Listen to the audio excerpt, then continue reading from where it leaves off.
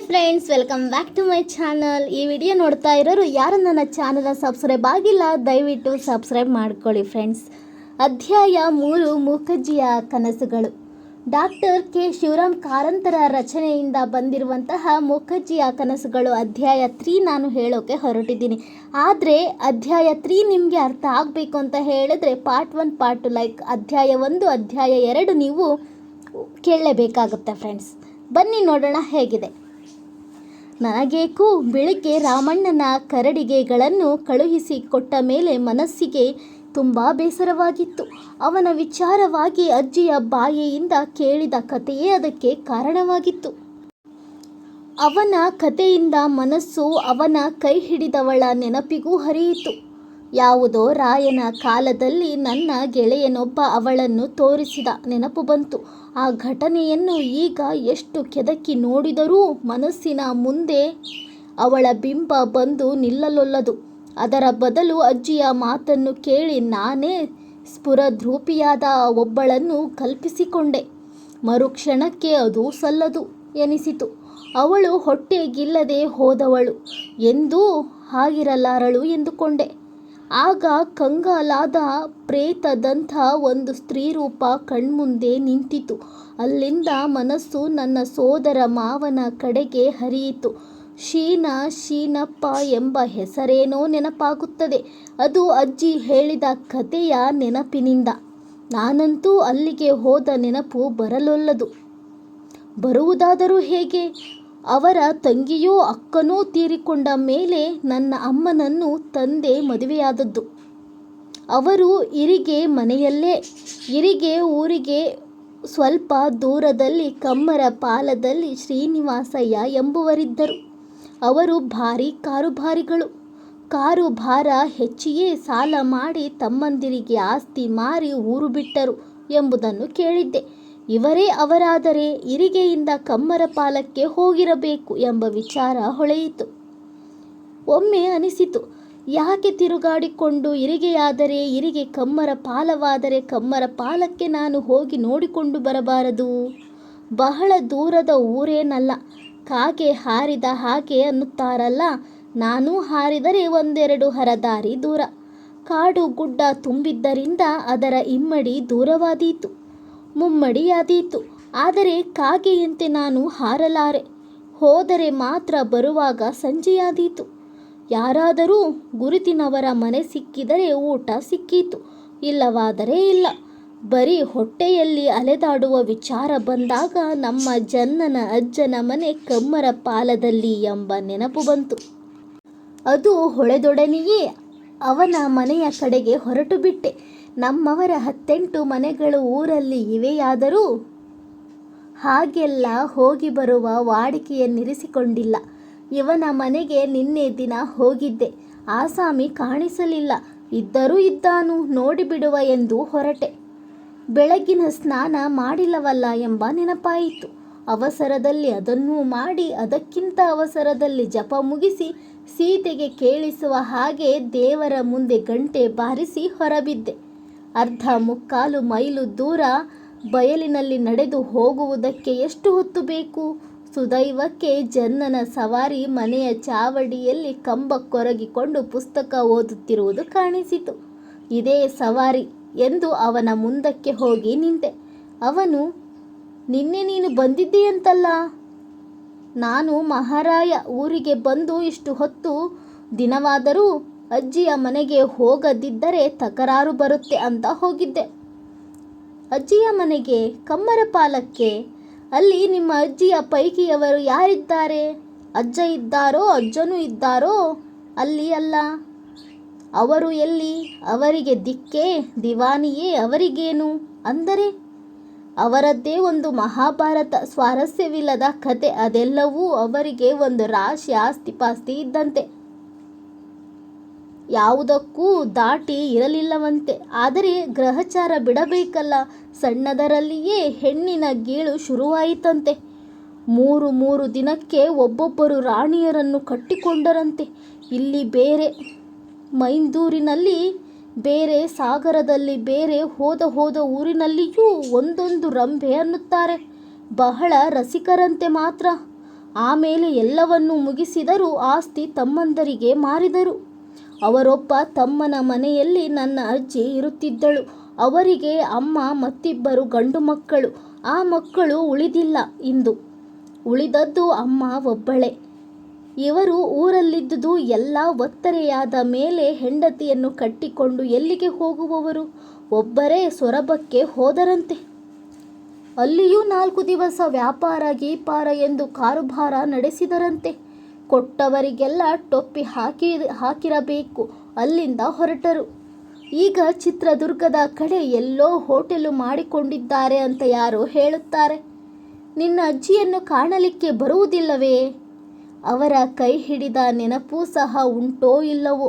ಅಂದರೆ ನೋಡು, ಅಷ್ಟೆಲ್ಲ ಕಳೆದುಕೊಂಡು ಊರಿಗೆ ಸಸಾರಾಗಿ ಹೋದವರು ಅವರು.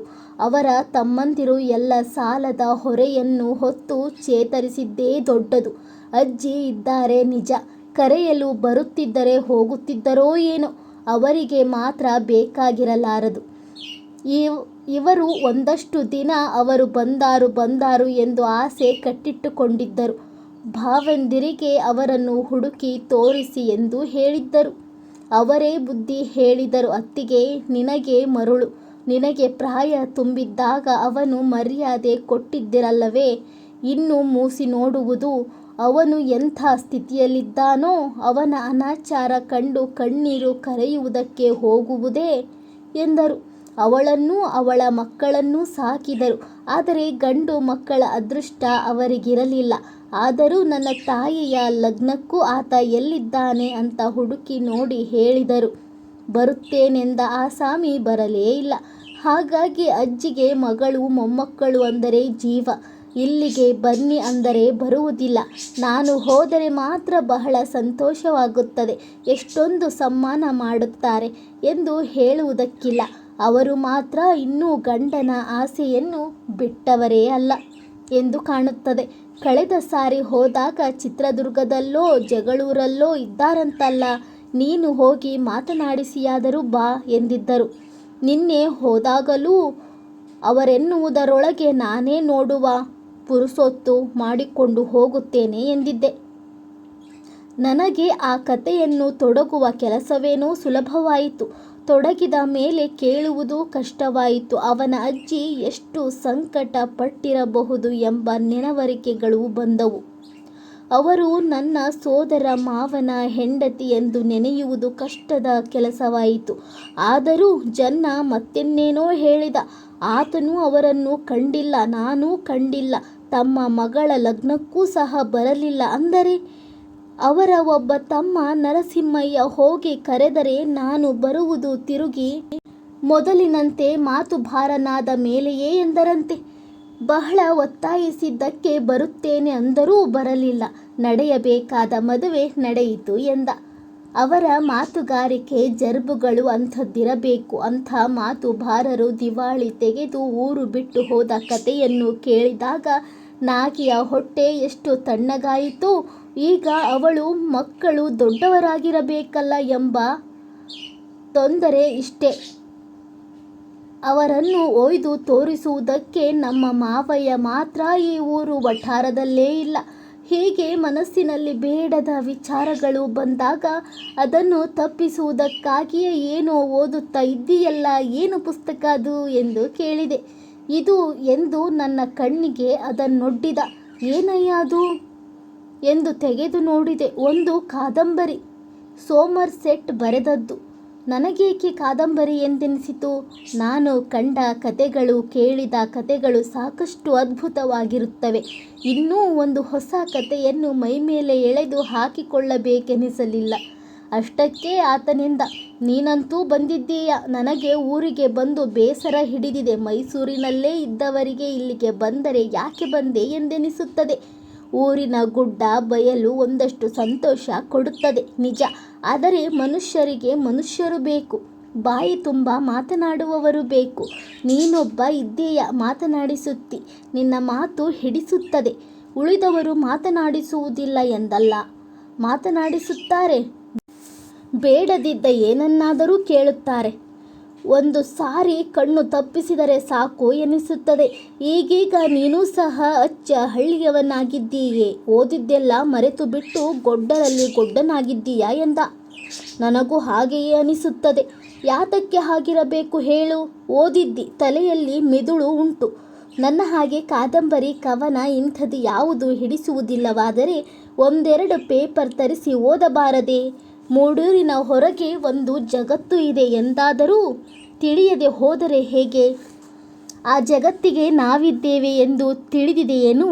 ಅದಕ್ಕೆ ನಾವು ಬೇಡ. ನಮಗೆ ಯಾತಕ್ಕೆ ಬೇಕು ಅಂಥದ್ದು? ತಿಳಿಯುವ ಮನಸ್ಸಾದರೆ ನೀನೇ ಇದ್ದೀಯಲ್ಲ ಮಹಾಪಂಡಿತ, ಹೇಳಿಬಿಡು. ನಿನ್ನ ಹೊರ ಜಗತ್ತು ಮೊದಲಿನಿಗಿಂತ ಉದ್ದ ಆಗಿದೆಯೋ ಅಥವಾ ಉರುಟು ಆಗಿದೆಯೋ ಎಂದು ಹೇಳು ಎಂದು ಪರಿಹಾಸ್ಯ ಮಾಡಿದೆ. ಆತ ನಗುತ್ತಾ, ಥೂ, ನೀನು ಓದಿದ್ದು ಮಾಡಿದ್ದು ಎಲ್ಲವೂ ವ್ಯರ್ಥ. ಹಳ್ಳಿಯವರ ಹಾಗೆ ಏನಾದರೊಂದಿಷ್ಟು ಬಾಯಿ ತುಂಬ ಮಾತನಾಡಿದರಾಯಿತು. ಹೋಗಲಿ ಬಿಡು. ಇವತ್ತು ನಿನಗೆ ಮನೆಯಲ್ಲಿ ಅಂಥ ಕೆಲಸ ಇಲ್ಲವಲ್ಲ? ಅಂಥ ಕೆಲಸವಿದ್ದರೆ ನಿನ್ನಂಥ ಕೊರಡನ್ನು ಮಾತನಾಡಿಸಲಿಕ್ಕೆ ಬರುತ್ತಿದ್ದೇನೆ. ಹಾಗಿದ್ದರೆ ಒಂದು ಕೆಲಸ ಮಾಡುವ. ಊಟ ಮುಗಿಸಿ ಒಂದು ಸಣ್ಣ ನಿದ್ದೆ ಮಾಡಿ ಮುಡಲಾಗಿನ ಕಾಡಿಗೋ ಗುಡ್ಡಕ್ಕೋ ಹೋಗುವ. ಇಲ್ಲಿದ್ದ ಘಟ್ಟದ ಬರೆಗೆ ಎಷ್ಟು ದೂರವಾದೀತು? 2 ಮೈಲಿಗೆ ಹಿಂಡುಗಾನ ಬರುತ್ತದೆ. ಅಲ್ಲಿಂದ ಮುಂದೆ ಘಟ್ಟದ ಬರೆಗೆ ಮತ್ತಷ್ಟು ದೂರವಿದೆ. ಆದರೆ ಘಟ್ಟದ ಬರೆಯ ತನಕವೂ ಜನ ಓಡಾಡುವುದುಂಟು. ಜನ ಸೊಪ್ಪಿಗೆ ಹೋಗುತ್ತಾರೆ. ಅದಕ್ಕಿಂತ ಆಚೆ ಬೇಟೆ ಗೀಟೆಗೆ ಅಂತ ಕುಡುಬಿಯರು ಹೋಗುವುದುಂಟು. ಈಗ ಅಂತಹ ಬೇಟೆ ಏನೂ ಉಳಿದಿಲ್ಲ. ಹಿಂದೆ ಬರ್ಕ, ಕೆಮ್ಮ, ಕಡವೆ ಯಾವಾಗಲೂ ಕಾಣಲಿಕ್ಕೆ ಸಿಗುತ್ತಿತ್ತು ಅಂತಾರೆ. ಹುಲಿಗಿಲಿ ಇಲ್ಲವೇನಯ್ಯ ನಿಮ್ಮ ಕಾಡಿನಲ್ಲಿ? ಗಿಳಿ ಇರಬಹುದು, ಹುಲಿಯ ಸುದ್ದಿ ಕೇಳಿಸುವುದಿಲ್ಲ. ನನ್ನ ಸಣ್ಣದರಲ್ಲಿ ನಮ್ಮ ಊರಲ್ಲಿ ಮೇಯಲು ಬಿಟ್ಟ ದನಕರುಗಳನ್ನು ಚಿಟ್ಟೆ ಹುಲಿಯೋ ಪಟ್ಟೆ ಹುಲಿಯೋ ಎತ್ತಿಕೊಂಡು ಹೋದುದುಂಟು. ಈ ಸುಮಾರು ವರ್ಷಗಳಿಂದ ಪಟ್ಟೆ ಹುಲಿಯೂ ಇಲ್ಲ, ಚಿಟ್ಟೆ ಹುಲಿಯೂ ಇಲ್ಲ. ನನ್ನ ಅಮ್ಮ ಒಂದೊಂದು ಹುಲಿ ಉಂಟು ಅನ್ನುತ್ತಾಳೆ. ಹಾಗೆ ಸ್ವಲ್ಪ ಸಮಯದ ಮೊದಲು ನನ್ನ ಅಜ್ಜಿ ಒಂದು ಸಾಯಂಕಾಲ ಹುಲಿ ಬಂತು ಅಂತ ವಾಸನೆಯಿಂದಲೇ ಹೇಳಿದ್ದರು. ಅವರ ಮೂಗು ಕಣ್ಣು ಎರಡೂ ಚುರುಕು. ನನ್ನ 2 ಮಕ್ಕಳು ಅವರು ಹುಲಿ ಬಂತು ಅಂದುದಕ್ಕೆ ಅಜ್ಜಿಗೆ ಮರುಳು ಎಂದು ಚೇಷ್ಟೆ ಮಾಡಿದವು. ವಾಸನೆ ಬರದೆಯೇ ಅವರು ಹೇಳಿರಲಾರರು. ಮೂಕಜ್ಜಿ ಹೇಳಿದ್ದೆ. ಅವರಿಗೆ ಏನು ಕಾಣಿಸಿತು? ನಮ್ಮ ಊರಿನ ಕಾಡಿನಲ್ಲಿ ಸಿಂಹ ಕಾಣಿಸಿದರೂ ಅದೊಂದು ದೊಡ್ಡದಲ್ಲ, ಸಣ್ಣದರಿಂದಲೂ ಅವರು ಹಾಗೆಯೇ ಅಂತಲ್ಲ. ಆದರೂ ಅವರಿಂದ ಯಾರಿಗೇನು ಉಪದ್ರವವಿಲ್ಲವಲ್ಲ? ಉಪದ್ರವವೇ ಅಲ್ಲ, ಹುಚ್ಚು ಹಿಡಿದವರನ್ನು ಕಟ್ಟಿಕೊಂಡು ದಿನ ತೆಗೆಯುವುದು ಕಷ್ಟವಲ್ಲವೇ? ಹೇಳಿದ್ದು ಕೇಳದೆ ಇದ್ದರೆ ತನ್ನದೇ ತಾನು ಹೇಳುತ್ತಲಿದ್ದರೆ ಕಷ್ಟವಾಗದಿದ್ದೀತೆ?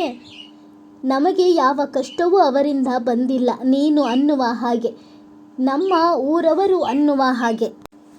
ಅವರಿಗೆ ಅರೆ ಮರುಳು ಅಲ್ಲ, ಇಡೀ ಮರುಳು ಅಲ್ಲ. ಆ ಲೆಕ್ಕದಲ್ಲಿ ನಮ್ಮಷ್ಟೇ ಮರುಳು ಅವರಿಗೆ. ಜನಾರ್ದನನಿಗೆ ನಗು ಬಂದಿತು. ಯಾತಕ್ಕೆ ಎಂದು ಕೇಳಿದೆ. ಅವನದು ಕೊಂಕಿನ ನಗು ಎಂಬುದು ತಿಳಿಯುವ ಹಾಗೆಯೇ ಇತ್ತು. ಮತ್ತೆ ಯಾತಕ್ಕೂ ಅಲ್ಲ.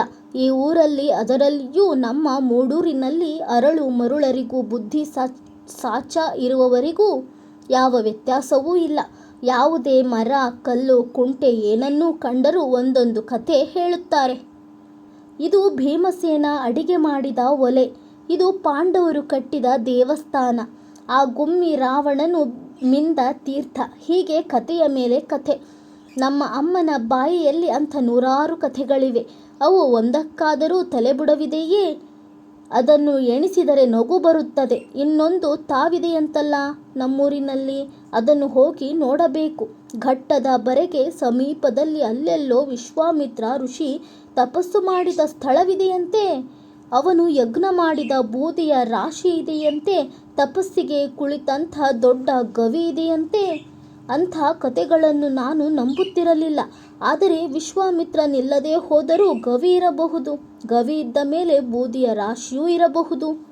ಅವು 2 ಇಲ್ಲದೆ ಕತೆ ಹುಟ್ಟಿಕೊಳ್ಳಲಾರದು ಎಂದೆ. ಅದಕ್ಕೇನೆ ಹೇಳಿದ್ದು, ಘಟ್ಟದ ಬರೆಯ ತನಕವೂ ನೋಡಿಕೊಂಡು ಬರಬಹುದೆಂದು. ಬೂದಿಯ ರಾಶಿಯೋ ಗುಹೆಯೋ ಇದ್ದರೆ ಅಷ್ಟಾದರೂ ನೋಡಿದ ಹಾಗಾಯಿತು. ಋಷಿಗಳಿಲ್ಲದೆ ಹೋದರೆ ಹುಲಿಗಿಲಿಯಾದರೂ ಇದ್ದೀತು. ಮನೆಯಲ್ಲಿ ಕುಳಿತು ಕುಳಿತು ಬೇಸರವಾಗಿದೆ. ಓದಿ ಓದಿ ಬೇಸರ ಬರುತ್ತದೆ.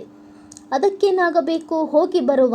ಈ ಊರಲ್ಲೇ ಹುಟ್ಟಿ ಇಲ್ಲೇ ಇದ್ದು ಊರಿನ ವಿಚಾರ ಏನೇನೋ ಗೊತ್ತಿಲ್ಲದೆ ಹೋದರೆ ಹೇಗೆ? ಗುಹೆ ಖಂಡಿತಕ್ಕೂ ಕಾಣಸಿಗಬಹುದು. ಬೆಟ್ಟದ ಮೈಯಲ್ಲಿ ಮಳೆ ಬಿದ್ದು ಬಿದ್ದು ನೆಲ ಮಾಟೆಯ ಹಾಗೆ ಕಾಣಿಸಿದರೆ ಅದೊಂದು ಆಶ್ಚರ್ಯದ ಸಂಗತಿಯಲ್ಲ. ಹಿಂದಿನ ಕಾಲದಲ್ಲಿ ಇಲ್ಲಿ ಜನರು ಇದ್ದಿರಲಾರರು ಎನ್ನುವಂತಿಲ್ಲ. ನಮ್ಮ ಊರೇ ಒಂದು ಪಟ್ಟಣವಾಗಿತ್ತಂತಲ್ಲ.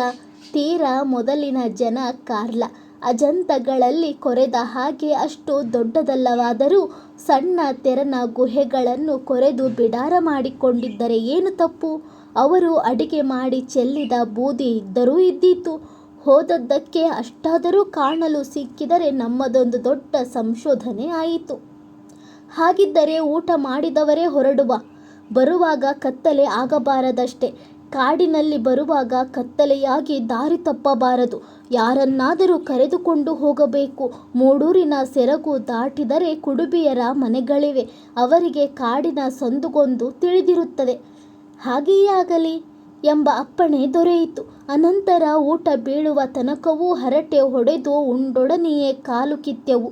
ಜನ್ನನ ತಾಯಿ ಅಷ್ಟು ಅವಸರದಲ್ಲಿ ಮನೆ ಬಿಟ್ಟಿದ್ದನ್ನು ಕಂಡು ಕಣ್ಣು ಅರಳಿಸಿದಳು. ಆತನಿಗೆ ಅದರ ಇಂಗಿತ ತಿಳಿಯಿತು. ಏನಿಲ್ಲ, ಬೇಸರ ಕಳೆಯುವುದಕ್ಕೆ ಎಲ್ಲಾದರೂ ತಿರುಗಾಡಿಕೊಂಡು ಬರುತ್ತೇವೆ ಎಂದ. ಅಲ್ಲಿಂದ ನಾವಿಬ್ಬರು ಕೂಡಿ ನಮ್ಮ ಮನೆಯ ಕಡೆಗೆ ಬಂದೆವು. ಆಗ ಆತ ಮನೆಗೆ ಹೋಗುವುದು ಬೇಡ, ನಿಮ್ಮ ಅಜ್ಜಿ ಮಾತನಾಡಿಸಲು ಕುಳಿತರೆ ಮತ್ತಷ್ಟು ಉದ್ದವಾದೀತು ಎಂದ. ಅಲ್ಲಿಂದಲೇ ಮನೆಯ ಮೂಡಣಕ್ಕಿರುವ ಹಾದಿಯನ್ನು ಹೊಕ್ಕೆವು. ಅದನ್ನು ದಾಟಿದರೆ ಮುಂದೆ ಸರಿಯಾದ ಕಾಡಿನ ಸೆರಗು ಬರುತ್ತದೆ. ಅದರ ನಡುವಣ ಕಿರುದಾರಿಯಲ್ಲಿ 2 ಮೈಲು ದೂರ ನಡೆದು ಹೋದ ಮೇಲೆ ಒಂದು ಚಿಕ್ಕ ಬೆಣವಿದೆ. ಅಲ್ಲಿ 4 ಕುಡುಬಿಯರ ಮನೆಗಳಿವೆ. ಬೆಣದ ಅಂಚಿನಲ್ಲಿ ನಿಂತು ನಾನು ಕೋಕ್ ಕೋಕ್ ಎಂದು 2 ಬಾರಿ ಕೂಗು ಹಾಕಿದೆ. ನನ್ನ ಧ್ವನಿ ಕೇಳಿ ಒಂದು ಮನೆಯಿಂದ ಹಣ್ಣು ನಾಯ್ಕ ಹೊರಕ್ಕೆ ಬಂದು ದೂರದಲ್ಲಿ ನಿಂತ. ನನ್ನನ್ನು ಕಂಡು ನನ್ನ ಕೈ ಸನ್ನೆಯನ್ನು ನೋಡಿ ಹತ್ತಿರಕ್ಕೂ ಬಂದ. ಏನು ಕರೆದಿರಿ ಎಂದು ಕೇಳಿದ. ಆತ ಗುರುತಿನವ, ನಮ್ಮ ಒಕ್ಕಲೇನಲ್ಲ. ಅವನೊಡನೆ ನನ್ನ ಆಸೆಯನ್ನು ಹೇಳಿದೆ. ಹಾಗಿದ್ದರೆ ಈ ಬಲದ ಜಾಡನ್ನು ಹಿಡಿದು 4 ಹೆಜ್ಜೆ ಮುಂದಕ್ಕೆ ಹೋಗಿ ನಿಮ್ಮ ಬೆನ್ನಿಗೆ ಬಂದು ಸೇರುತ್ತೇನೆ ಎಂದು ಹೇಳಿದ. ನಾವು ಹಾಗೆಯೇ ಮಾಡಿದೆವು. ಮೆಲ್ಲಗೆ ಏರುತ್ತಾ ಸರಿಯುವ ಕಾಡಿನ ದಾರಿಯನ್ನು ಹಿಡಿದು 1/4 ಮೈಲು ನಡೆದಾಡುವಾಗ ಅಣ್ಣು ನಮ್ಮನ್ನು ಬಂದು ಕೂಡಿಕೊಂಡ. ಅವನ ಕೈಯಲ್ಲಿ ಕತ್ತಿ, ಕೋವಿಗಳೆರಡೂ ಇದ್ದವು. ನಾನು ಕತ್ತಿ ತಂದದ್ದು ಒಳ್ಳೆಯದಾಯಿತು. ಕೋವಿ ಯಾತಕ್ಕೆ ಎಂದು ಕೇಳಿದೆ. ಏನಾದರೂ ಸಿಗಬಾರದು ಅಂತಿಲ್ಲವಲ್ಲ? ಹುಲಿಗಿಲಿ ಉಂಟೇ? ಇರಬಾರದೆಂದಿಲ್ಲವಲ್ಲ? ಕಡವೆಯೋ ಕೆಮ್ಮವೋ ಸಿಕ್ಕಿದರೆ ಒಂದು ಸಾರಿ ಡಮ್ ಹಾರಿಸಬಹುದು. ಅದಕ್ಕೆಲ್ಲ ಪುರುಸೊತ್ತಿಲ್ಲ ನೋಡು. ಒಂದು ಸ್ಥಳ ನೋಡಲಿಕ್ಕೆ ನಾವು ಹೊರಟಿದ್ದೇವೆ. ನಾಗನ ಕಾಲು ಬರೆಗೆ ತಾಗಿ ಅಲ್ಲೆಲ್ಲೋ ಋಷಿಗಳು ತಪಸ್ಸು ಮಾಡಿದ ಗುಹೆ ಉಂಟಂತಲ್ಲ ಎಂದೆ. ಗುಹೆ ಘಟ್ಟದ ಬರೆಯ ಬುಡದಲ್ಲಿ 10 ಇದ್ದಾವು ಇವೆ ಅಂದರೆ ಉಂಟು. ದೂರಕ್ಕೆ ನಡೆಯಬೇಕು. ಸಣ್ಣವನಾಗಿದ್ದಾಗ ಹೋಗಿದ್ದೆ ಒಮ್ಮೆ ಅಲ್ಲಿಗೆ. ಅದರ ದಿಕ್ಕು ಗೊತ್ತುಂಟು ಅನ್ನಿ. ಮೂಗಿನ ತುದಿ ಕಾಣುತ್ತಾ ಮೂಡಲಿಗೆ ಹೋದರೆ ಸಿಕ್ಕುವುದೇ ಅದು. ಒಂದು ಮಾಟೆಯಲ್ಲಿ ಬೂದಿಯ ರಾಶಿ ಕಂಡದ್ದು ನೆನಪುಂಟು. ಅಲ್ಲಿಗೆ ಕರೆದುಕೊಂಡು ಹೋಗು ಎಂದ ಜನ್ನ. ಮುಂದೆ ಅವನು ಹೋದದ್ದೇ ದಾರಿ. ಕಾಡಿನ ಜಾಡು ಅಷ್ಟೊಂದು ಕಾಣಿಸುತ್ತಿರಲಿಲ್ಲ. ಹಣ್ಣು ಕಣ್ಣಿಗೆ ಇದಿರಾದ ಗಿಡಗಳ ಅಡರುಗಳನ್ನು ಸವರಿ ಮೈಬಗ್ಗಿಸಿ ನುಗ್ಗಿ ನುಸುಳಿ ಸರಸರ ಹೋದರೆ ಅವನ ಹಿಂದಕ್ಕೆ ನಾವು ಹೋಗುತ್ತಿದ್ದೆವು. ಅವನ ಚುರುಕು ನಮಗೆ ಬರಲಾರದು. ನಮ್ಮ ಮುಖಗಳಿಗೆ ಎಷ್ಟು ಸಾರಿ ಮರದ ಅಡರುಗಳು ಬಡಿದುವು ಎನ್ನುವುದಕ್ಕಿಲ್ಲ. 1 ಗಂಟೆಯಾದರೂ ನಡೆದಿರಬೇಕು. ಆದರೂ ಬಹಳ ದೂರಕ್ಕೆ ಸರಿದು ಬಂದೆವು ಎಂಬ ಭಾವನೆ ಉಂಟಾಗಲಿಲ್ಲ. ಅಷ್ಟಕ್ಕೆ ಒಂದು ಬೆಟ್ಟದ ಬೆನ್ನಿಗೆ ಬಂದೆವು. ನಿಲ್ಲಿ ಒಂದಷ್ಟು ಎಂದು ಹೇಳುತ್ತಾ ಹಣ್ಣು ಕೋವಿಯನ್ನು ನೆಲದಲ್ಲಿರಿಸಿ ಸಮೀಪದ ಒಂದು ಮರವನ್ನೇರಿದ. ಇವನಿಗೆ ಕೆಲಸ ತೊಡಗಿದ ಎಂಬ ಯೋಚನೆ ನನಗೆ ಬಂತು. ಆತ ಆ ಬಯನಿ ಮರದ ಎತ್ತರದಿಂದ 4 ಸುತ್ತಲೂ ನೋಡಿ ಅಲ್ಲಿಂದಲೇ ಅಯ್ಯ, ಇನ್ನೇನು ಬಹಳ ದೂರವಿಲ್ಲ, ದಿಕ್ಕು ತಿಳಿಯಿತು. ಓ, ಅಲ್ಲಿದೆ ಘಟ್ಟದ ಸೆರಗು. ಮಾಟೆ ಕಾಣಿಸುವುದು ಅಲ್ಲೇ. ಬೂದಿ ಮಾಟೆಯೂ ಅಲ್ಲೇ ಇರಬೇಕು ಎಂದು ಹೇಳಿ ಅಲ್ಲಿಂದ ಕೆಳಕ್ಕೆ ಇಳಿದ. ತಿರುಗಿ ಅವನು ಮುಂದೆ, ನಾವು ಹಿಂದೆ. ನಾವು ಇಳಿಯಬೇಕಾದ ಸೆರಗು ಸಾಕಷ್ಟು ಕಡಿದಾಗಿತ್ತು. ಗಿಡಗಳನ್ನು ಹಿಡಿದುಕೊಂಡು ಮೆಟ್ಟಿದ ತೆರೆಗಳ ಮೇಲೆ ಕಾಲು ಜಾರದ ಹಾಗೆ ಮಾಡಿಕೊಂಡು ಸಾಕಷ್ಟು ಕಷ್ಟದಿಂದಲೇ ಇಳಿದೆವು. ಸ್ವಲ್ಪ ಇಳಿದ ಮೇಲೆ ಕಿರಿಯ ಹಳ್ಳವೊಂದು ಸಿಕ್ಕಿತು. ಆ ಹಳ್ಳದ ಆಚೀಚೆ ಇಕ್ಕಟ್ಟಿತ್ತು. ಇಕ್ಕಟ್ಟಾದ ನೆಲದ ಕಲ್ಲು ಬಂಡೆ ಕೊಳಚೆಗಳ ಎಡೆಯಿಂದ ಬೆಟ್ಟದ ಹೊರತೆ ನೀರು ಸಾಕಷ್ಟು ಬಲವಾಗಿ ಹರಿಯುತ್ತಿತ್ತು. ಅದು ದೊರೆತ ಮೇಲೆ ಆತ ಇದು ಬರುವುದೇ ಅಲ್ಲಿಂದ ಎಂದು ಹೇಳಿ ಕುಪ್ಪಳಿಸಿ ಹಾರುತ್ತಾ ಮುಂದಕ್ಕೆ ಸರಿದನೇ. ನಮಗೋ ಅಭ್ಯಾಸವಿಲ್ಲದ ಅವಾಂತರ ಬಂಡೆಗಳನ್ನು ಹತ್ತಿ ಇಳಿಯಬೇಕು. ನೀರಿಂದ ಅವಕ್ಕೆ ಪಾಮಾಜಿ ಅಂಟಿಕೊಂಡಿದ್ದರಿಂದ ಕಾಲುಗಳನ್ನು ಇಡುವಾಗಲೇ ಜಾಗ್ರತೆ ಮಾಡಿಕೊಳ್ಳಬೇಕು. ನೀರೇನೂ ಆಳವಾಗಿರಲಿಲ್ಲವಾದರೂ ಒಮ್ಮೆ ಕಲ್ಲನ್ನು ಒಮ್ಮೆ ನೀರನ್ನು ಹತ್ತಿ ಇಳಿಯುವ ಆಟ ತ್ರಾಸದಾಯಕವಾಗಿತ್ತು. ಅವನ ಒಂದು ಕೈಯಲ್ಲಿ ಕೋವಿ ಇತ್ತು, ಬೆನ್ನಿಗೆ ಕತ್ತಿಯನ್ನು ಸಿಕ್ಕಿಸಿಕೊಂಡಿದ್ದ. ಆತ ಒಂದಿಷ್ಟು ಅಳುಕಿಲ್ಲದೆ ಹೋಗುವ ರೀತಿಯನ್ನು ಕಂಡರೆ ಥೇಟ್ ಕಿಷ್ಕಿಂಧ್ಯಾಪುರದವನು ಎಂಬ ಭಾವನೆಯಾಯಿತು. ಅವನು ದೂರದಲ್ಲಿ ಕಾಣಿಸುವುದು ನಿಂತಿತು. ಎಂತೂ ಏಗಿ ಅರ್ಧ ಮುಕ್ಕಾಲು ಮೈಲಾದರೂ ನಡೆದಿರಬೇಕು ನಾವು. ಅದಕ್ಕೆ 2 ಗಳಿಗೆ ಹಿಡಿದಿದ್ದರೂ ಹಿಡಿದಿರಬಹುದು. ಅಂತೂ ಹಳ್ಳದ ಬುಡಕ್ಕೆ ಬಂದೆವು. ಅಲ್ಲಿ ಒಂದಷ್ಟು ತಟ್ಟಾದ ನೆಲವಿದ್ದುದು ಕಾಣಿಸಿತು. ಮರಳು ಮತ್ತು ನಂಜು ನೀರು ತುಂಬಿದ ಒಂದು ಬಗೆಯ ಜಗುವಿತ್ತು.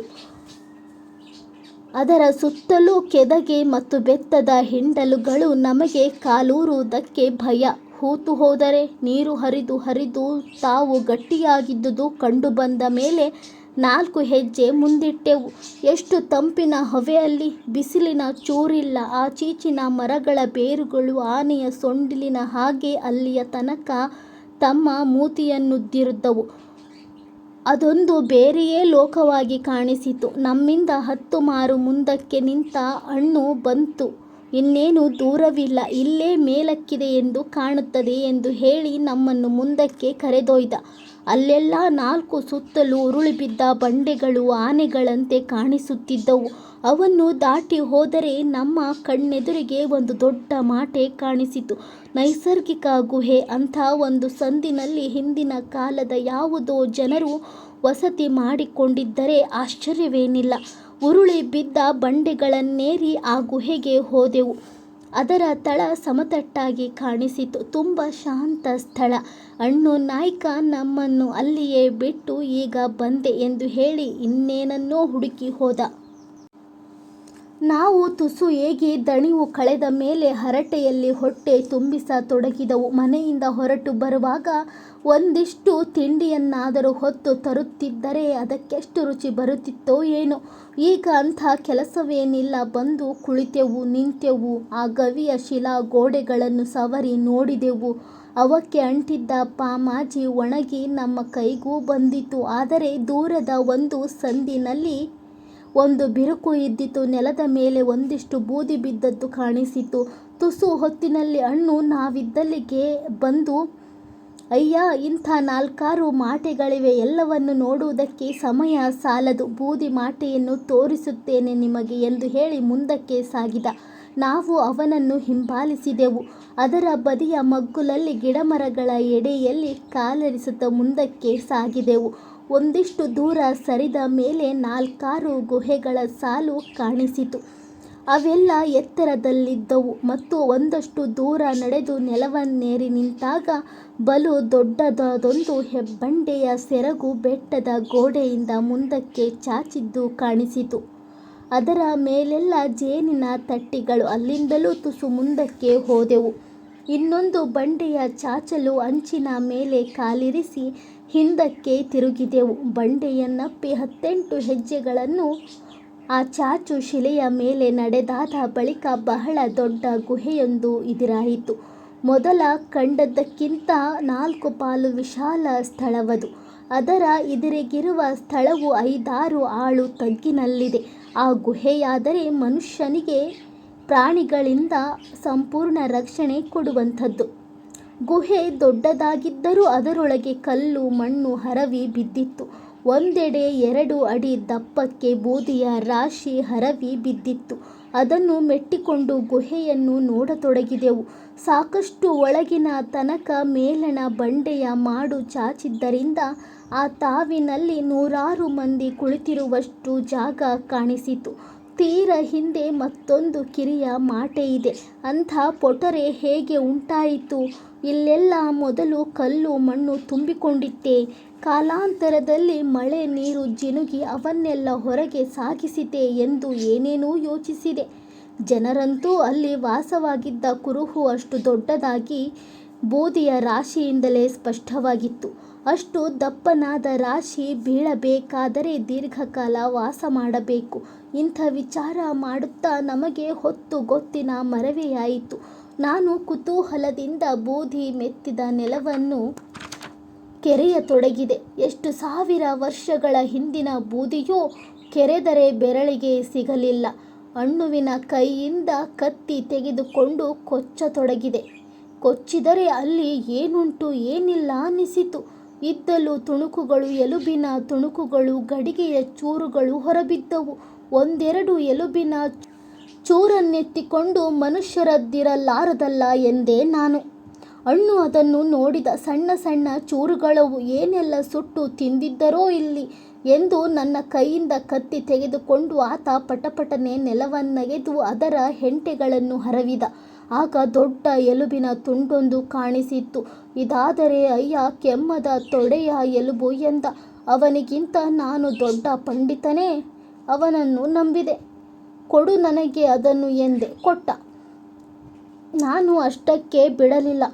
ಬಹಳ ದೊಡ್ಡ ಸಂಶೋಧನೆಯನ್ನು ನಡೆಸುವ ಭಾಗ್ಯ ಸಿಕ್ಕಿದ ಮೇಲೆ ಅದರ ಕೀರ್ತಿಯನ್ನೆಲ್ಲ ಕೊರಳಿಗೆ ಕಟ್ಟಿಕೊಳ್ಳುವ ಚಪಲ ಉಂಟಾಯಿತು. ನನಗೆ ಆಶ್ಚರ್ಯ ಹುಟ್ಟಿಸಿದ್ದು ಆ ಎಲುಬು. ಅಲ್ಲಿಯೇ 4-8 ಕವಡೆಗಳು ಕಾಣಿಸಿದ್ದು. ಅದನ್ನು ಕಿಸೆಗೆ ತುರುಕಿದೆ. ಮತ್ತೂ ಅಗೆದೆ. ಮಣ್ಣು ಮೆತ್ತಿದ ಯಾವುದೋ ಚೂರು ಕಾಣಸಿಕ್ಕಿತು. ಅದು ಭಾರವಾಗಿತ್ತು. ಅದೇನೆಂಬುದು ತಿಳಿಯದೆ ಅದು ಎಂಥ ಬೇರು ಎಂದು ಅಣ್ಣುವನ್ನು ಪ್ರಶ್ನಿಸಿದೆ. ಆತ ಅದನ್ನು ಹಿಡಿದವನೇ, ಬೇರಲ್ಲ, ಮರದ ಬೇರು ಇಷ್ಟು ಭಾರ ಇರುವುದಿಲ್ಲ, ಗಟ್ಟಿ ಜಾತಿಯ ಕೊಂಬಿರಬೇಕು, ಕಡವೆಯದೋ ಜಿಂಕೆಯದೋ ಎಂದ. ಅಷ್ಟು ಸಣ್ಣ ಕೊಂಬೆ ಎಂದು ಕೇಳಿದೆ ನಾನು. ಆತ ಇಡಿಯ ಕೊಂಬಲ್ಲ, ಚೂರು ಎಂದ. ಇರಲಿ ಎಂದು ಅದನ್ನು ತೆಗೆದುಕೊಂಡೆ. ಅಲ್ಲಿನ ಬೂದಿ ಮಣ್ಣುಗಳನ್ನು ಸಿಕ್ಕಿದ ಇನ್ನೂ ಎಷ್ಟೆಷ್ಟೋ ಸಾಮಾನುಗಳನ್ನು ನನ್ನ ಹೆಗಲ ಪಂಚೆಯಲ್ಲಿ ಕಟ್ಟಿಕೊಂಡೆ. ಹೊತ್ತಿನ ನೆನಪಾಯಿತು. ನಾವು ಸಾಕಷ್ಟು ದೂರ ನಡೆದು ಬಂದಿದ್ದೇವೆ. ಬಾನನ್ನು ಕಂಡಿಲ್ಲವಾದರೂ ಬರಲಿಕ್ಕೆ 3 ಗಂಟೆ ಕಾಲ ಹಿಡಿದಿರಬಹುದು. ಮನೆಗೆ ಹಿಂದಿರುಗುವ ಕೆಲಸ ಒಂದುಂಟಲ್ಲ ಎಂಬ ನೆನಪು ಬರುತ್ತಲೇ ಎಂಥ ಹೆಡ್ಡು ಕೆಲಸವನ್ನು ಮಾಡಿದೆ. ಬೆಳಿಗ್ಗೆ ಹೊರಟು ಬರಬೇಕಿತ್ತು. ಬರುತ್ತಾ ಬುತ್ತಿ ತರಬೇಕಿತ್ತು. ಆಗ ಒಂದು ರಾತ್ರಿಯನ್ನು ಇಲ್ಲೇ ಕಳೆದರೂ ಕಳೆಯಬಹುದಿತ್ತು ಎಂದು ಉದ್ಗರಿಸಿದೆ. ರಾತ್ರಿ ಕಳೆಯುವುದೇ ಎಂದ ಜನ್ನ. ಅಯ್ಯ, ಇನ್ನು ಬೇಗ ಹೊರಡುವ. ಇಷ್ಟು ಬೇಗನೆ ಹೋದರೂ ಮನೆ ಮುಟ್ಟುವುದರೊಳಗೆ ಕತ್ತಲಾಗುತ್ತದೆ. ಹಾಗೆ ನಾವು ಸ್ವಲ್ಪವೇನೂ ನಡೆಯಲಿಲ್ಲ. ಕಾಡಿನ ದಾರಿ ಗೊತ್ತಾಗಲಿಲ್ಲ ಎಂದ ಅಣ್ಣು. ಹಿಂದಕ್ಕೆ ಹೊರಡಬೇಕಲ್ಲ ಎಂಬ ನಿರಾಶೆ ನನ್ನದು. ಒಂದು ದಿನವೆಲ್ಲವೂ ಅಲ್ಲಿಯೇ ಇದ್ದು ಆ ಆಸುಪಾಸಿನ ಸ್ಥಳಗಳನ್ನೆಲ್ಲ ಸುತ್ತಿ ನೋಡಿದ್ದರೆ ಇನ್ನೆಷ್ಟೋ ಹೆಚ್ಚಿಗೆ ವಸ್ತುಗಳು ಕಾಣಸಿಗುತ್ತಿದ್ದವು ಎನಿಸಿತು. ನಮ್ಮ ಊರಿನವರು ಹೇಳುವ ಹಾಗೆ ಬಹಳ ಹಿಂದಣ ಕಾಲದಲ್ಲಿ ಇಲ್ಲಿಯೇ ಯಾರಾದರೂ ಋಷಿಗಳು ತಪಸ್ಸು ಮಾಡಿಕೊಂಡಿರುತ್ತಿದ್ದರೆ ಆಶ್ಚರ್ಯವಿಲ್ಲ ಎಂದೆ ನಾನು. ಹಿಂದೆ ಅಂಥ ಋಷಿಗಳು ಇದ್ದರಂತೆ ಒಡೆಯ. ಇದು ಬಡಾಘಟ್ಟದ ಸೆರಗಲ್ಲವೇ? ಬಡಾಘಟ್ಟದಲ್ಲಿ ಈಗಲೂ ಋಷಿಗಳು ತಪಸ್ಸು ಮಾಡಿಕೊಂಡಿದ್ದಾರೆ ಅನ್ನುತ್ತಾರೆ. ಆದರೆ ಅವರು ನಮ್ಮಂಥ ಮನುಷ್ಯರ ಕಣ್ಣಿಗೆ ಕಾಣಸಿಗುವುದು ಕಷ್ಟವಂತೆ ಎಂದ ಅಣ್ಣು. ಅನಂತರ ನಿರಾಶೆಯಿಂದ ನನಗೆ ಮಾತ್ರ ಬಂದದ್ದಕ್ಕೆ ಏನೂ ಪ್ರಯೋಜನವಾಗಲಿಲ್ಲ ಎಂದು ಉದ್ಗರಿಸಿದ. ಕೋವಿ ಹೊತ್ತು ತಂದದ್ದು ವ್ಯರ್ಥವಾಯಿತಲ್ಲವೇ ಎಂದು ನಕ್ಕು ಕೇಳಿದ ಜನ್ನ. ಅದೇನು ವ್ಯರ್ಥವಲ್ಲ. ದಾರಿಯಲ್ಲೇನಾದರೂ ಅಡ್ಡ ಬಂದರೆ ಹೆದರಿಸಲಕ್ಕಾದರೂ ಬೇಕಲ್ಲ. ಬಂದೀತು ಎನ್ನುತ್ತೀಯಾ?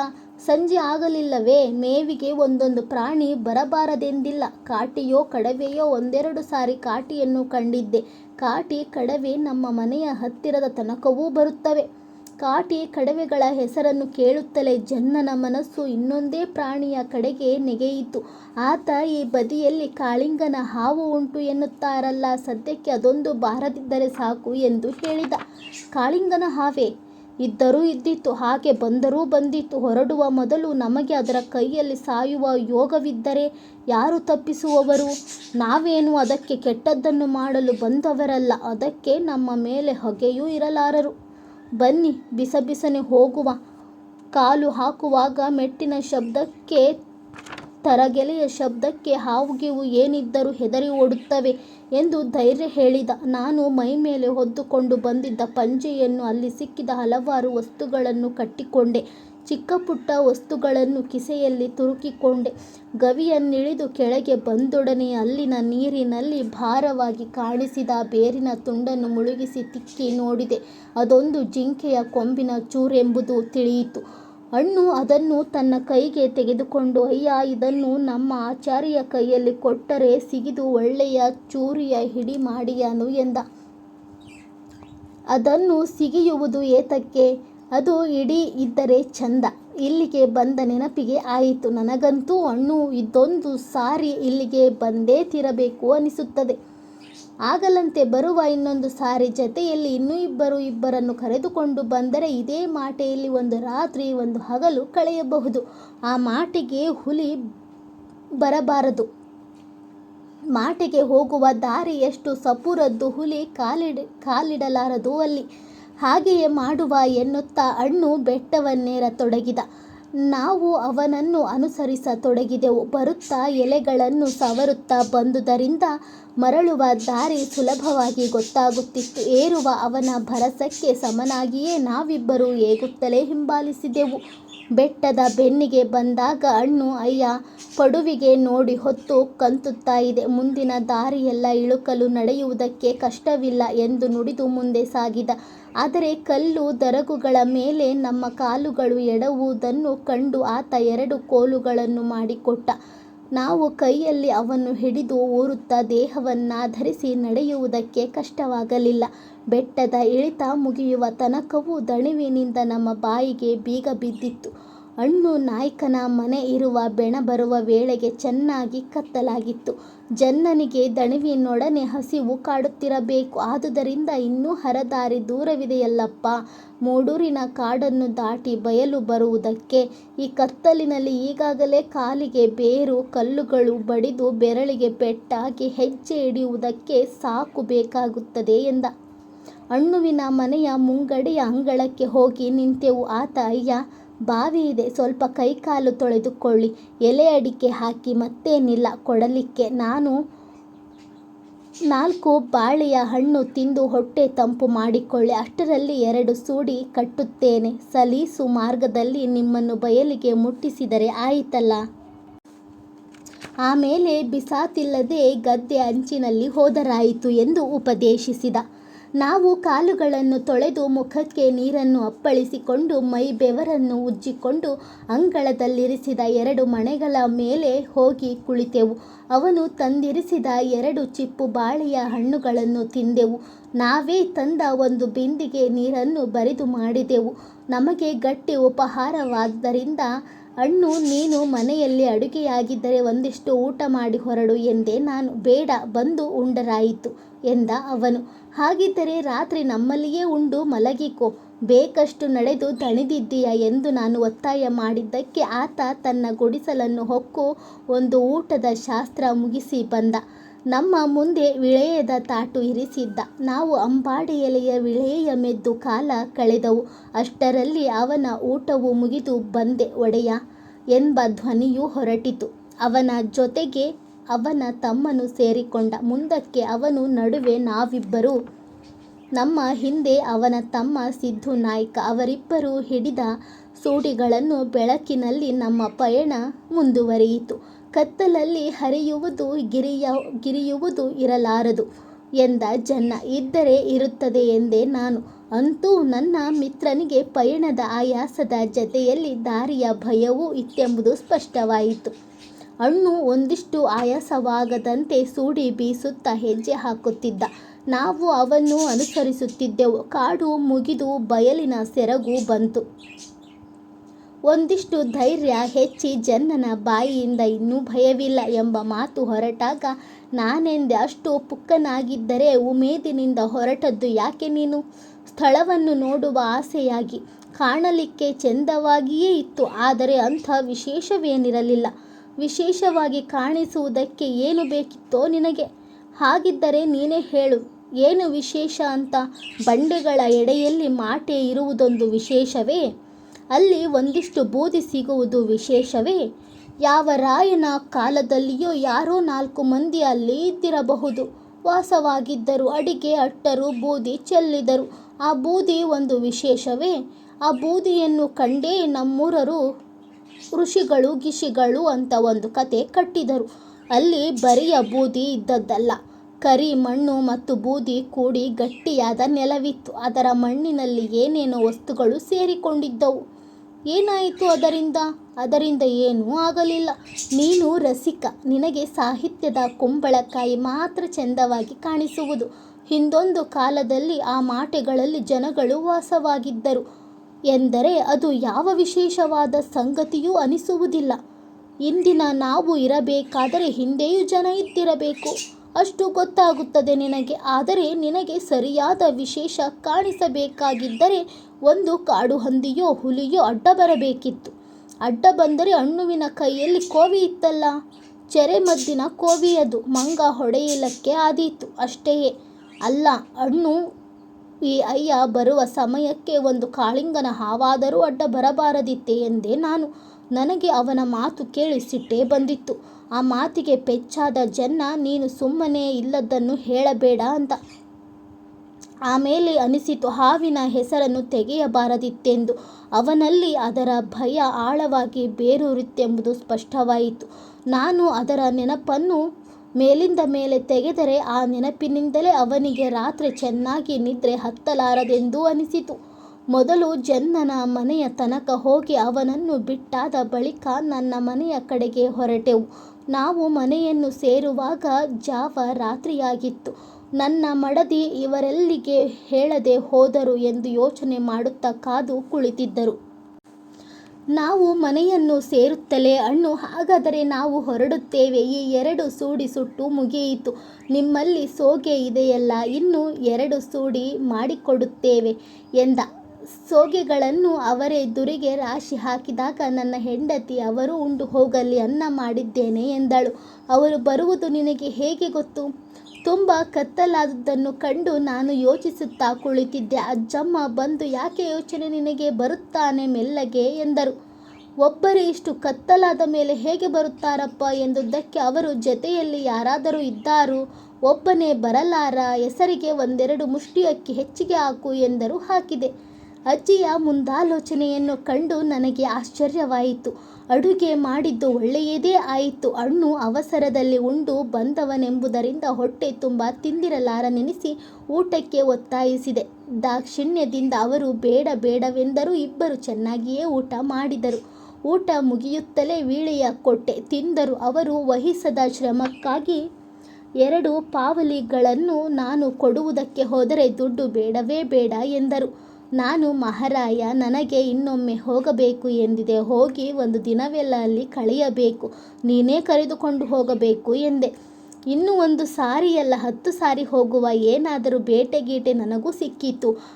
ನನಗೆ ಅದೇ ಕಾಸು. ಇದಕ್ಕೆಲ್ಲ ಕಾಸನ್ನು ತೆಗೆದುಕೊಳ್ಳುವುದೇ? ಈ ಸಾರಿ ಹೋದುದಕ್ಕೆ ತುಂಬ ಜೇನುತಟ್ಟಿಗಳನ್ನು ಕಂಡೆ. ಇನ್ನೊಂದು ಸಾರಿ ಹೋದರೆ ಹೊಗೆ ಹಾಕಿ ನೊಣ ಓಡಿಸಿ 1 ಹಾಡು ಜೇನನ್ನು ಹಿಡಿದು ತಂದೇನು. ನೀನಾಗಿ ಹೋಗುವ ಹಾಗಿದ್ದರೆ ಮತ್ತಷ್ಟು ಪಸಂದವಾಯಿತು. ಬಂದು ಹೇಳಿ ತಕ್ಷಣ ಹೊರಡುತ್ತೇನೆ.